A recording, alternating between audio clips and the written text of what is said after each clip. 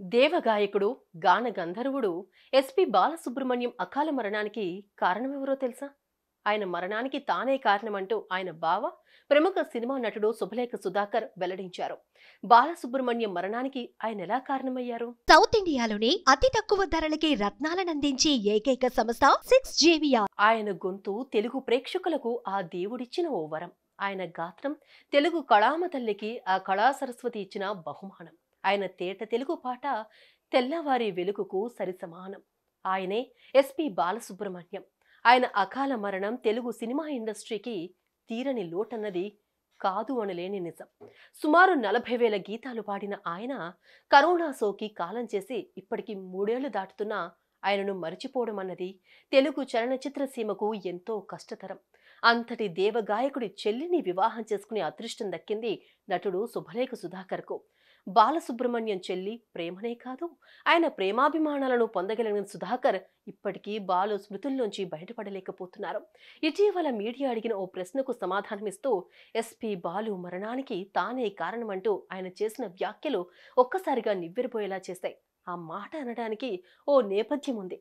ఏమిటది?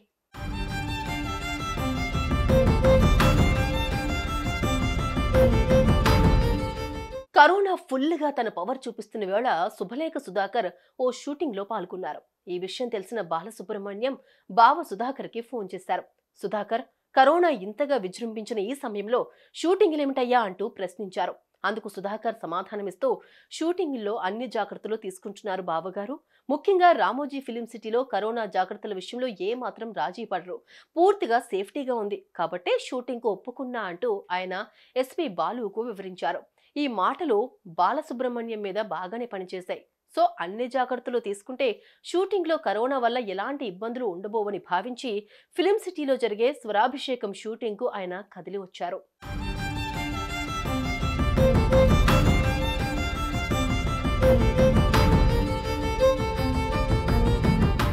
శుభలేఖ సుధాకర్ చెప్పినట్లుగానే రామోజీ ఫిలిం సిటీలో జాగ్రత్తల విషయంలో పూర్తి అప్రమత్తంగానే సిబ్బంది జాగ్రత్తలు తీసుకున్నారు.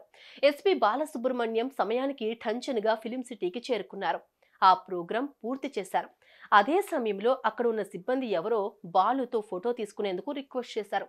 ఒక్క ఫోటోనే కదా అని బాలు ఓకే చెప్పారు. అలా ఒకరొకరుగా మొదలై సుమారు ఆ షూటింగ్ లో ఉన్న సిబ్బందితో పాటు ఇతరులు కొందరు ఓ 100 దాకా ఫోటోలు దిగేశారు. ఫోటోలు తీసుకునే సమయంలో బాలు కాస్తంత దూరంగానే ఉన్నా విధి కరోనా రూపంలో ఆయన టచ్ చేసింది. ఆ తర్వాత 3 రోజులకే బాలుకు కరోనా పాజిటివ్ రిపోర్ట్ వచ్చింది. ఆ క్రమంలో ఆయన ఆసుపత్రిలో చేరడం, రోజు రోజుకి పరిస్థితి విషమించడం, చిట్ట చివరికి కోట్లాది మంది అభిమానులను వీడి ఆయన కానరాని లోకాలకు తరలిపోవడం జరిగిపోయింది.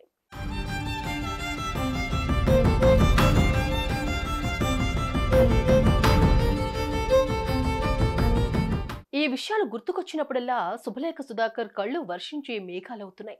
అవును, షూటింగ్ అంత సేఫ్టీ కాదు అని తాను చెప్పుంటే గనక చెన్నై నుంచి కార్యక్రమం కోసం ఆయన కదిలి వచ్చేవారు కారని, అలా రాకుండా ఉండుంటే ఇప్పటికీ ఆయన గళం నుంచి జాలువారే గానాలు వినే అదృష్టం అందరికీ కలిగి ఉండేది అంటూ శుభలేఖ సుధాకర్ చెప్పిన మాటలు విన్నప్పుడు ఆ దేవదేవుడు బాలుని తన ఆస్థానంలో పాటలు పాడించుకునేందుకు డిసైడ్ అయ్యాడు కాబట్టే ఆయనను తన దగ్గరకు రప్పించుకున్నాడని, అందుకు కరోనా రూపంలో ఓ సాకును చూపించాడని మాత్రమే అనుకోవాలి.